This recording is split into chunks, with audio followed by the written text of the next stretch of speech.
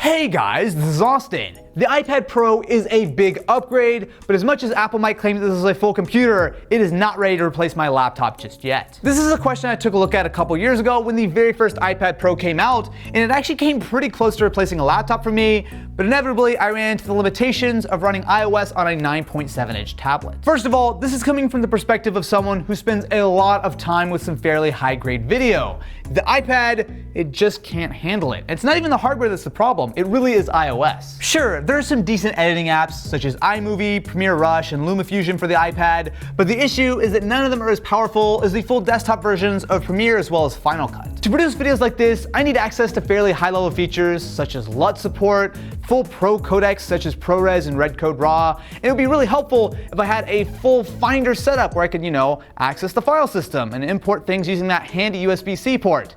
Instead, well, none of this stuff really works unless I want to do some very basic editing in iMovie. It's fine, it's definitely capable of it, but iOS just isn't there yet. A lot of what I do every day comes down to things like writing an email, and here the iPad is absolutely terrific. I've always preferred the smaller iPad Pro size, but that does mean you have to sacrifice it on the actual keyboard. It's a little bit smaller than a standard layout, but I've been using it for long enough that it's not really a big issue. It is still a little bit ridiculous that this accessory that is basically mandatory if I want to get any work done on an iPad costs a full $180. But I guess that's everyone at this point. Even Microsoft doesn't include the keyboard with the Surface. If you want to avoid the Apple tax, you can pick up either a Bluetooth keyboard or something that plugs in via USB-C or an adapter. But at the end of the day, I want to have a portable setup that is as close to a laptop as possible, which means that I'm stuck spending $180 on the Apple keyboard, which is just okay, but not really worth that kind of money. Something I've been kind of surprised by is the Pencil. Updated this year with a much less annoying design as opposed to plugging it into the Lightning port to charge. Instead, all you need to do is attach it to the top of the iPad, and not only does it attach here magnetically, but it also wirelessly charges. I will give Apple this, the iPad hardware is incredibly nice. This is seriously the biggest update to the iPad since the original. Thanks to the lack of a home button, the bezels are much smaller here, which means that not only do we have a bunch of iPhone X-like gestures, but importantly we get an 11-inch display in the same size chassis as the old 9.7-inch iPad. The fingerprint sensor has been replaced with Face ID, which has been crammed into the top bezel along with the front-facing camera. It should be no surprise that the screen is absolutely excellent. Importantly, we still have ProMotion, which means that the iPad Pro has a full 120Hz display. This means that the iPad screen is running at twice the frame rate and twice the smoothness of pretty much any other mobile display out there.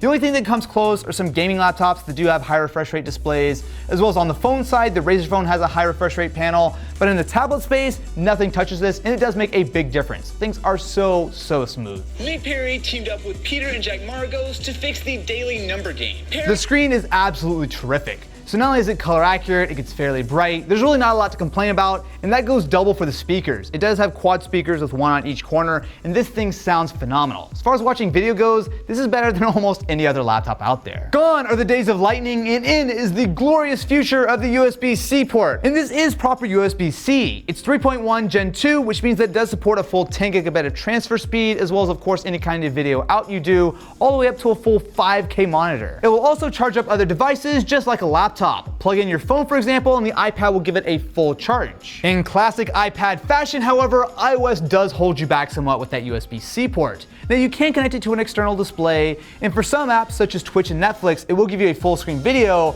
but for the most part, you're stuck mirroring the iPad display. Kind of helpful, but nowhere near as good as it would be if I could, put a window on the display and another window on my iPad.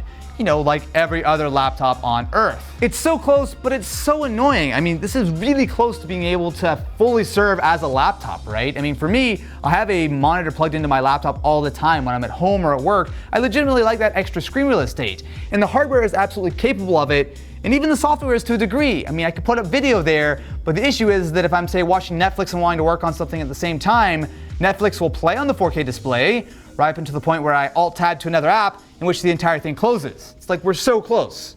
We're so close. If we take a quick detour into garbage town for a sec, I get that Apple removed the headphone jack on their phones a couple years ago, but this is a device that's trying to replace my laptop. I really do like having a pair of wired headphones. Now sure, Bluetooth might be the future for some people, but for me, I appreciate having a nice pair of headphones that have no latency, something I can plug into, say, a MacBook Air, which coincidentally does still have a headphone jack. Now I get that this thing is completely packed with technology, it's got like magnets and batteries and stuff, but having a headphone jack doesn't seem like that big of a sacrifice. Sure, I could use a USB-C dongle, but that's annoying. I could plug in my Lightning headphones that I bought a couple years ago. Oh wait, no. I can't do that because it doesn't have lightning anymore. It's just a weird compromise. I mean, it's not a deal breaker. I can get away with using other types of headphones, but it would be so nice if they would have kept the headphone jack on something that's trying to replace my laptop. I could run through our standard suite of benchmarks, which show that this is hands down not only the fastest mobile device we've ever tested, but right up there with a lot of proper laptops.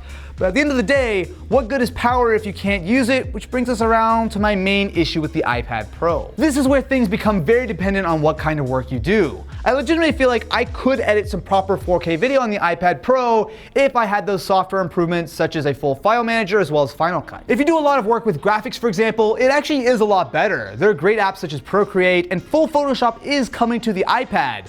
But still, for a lot of people, the story here is less about what it can do right now and more about the potential, which is kind of a bit of a shame because it's been like that for several years at this point. That's just it though. This absolutely can replace a laptop for some people, and the iPad Pro is legitimately getting better and more powerful every year. But for me, this is a great secondary machine, but it is not a laptop killer, at least not yet.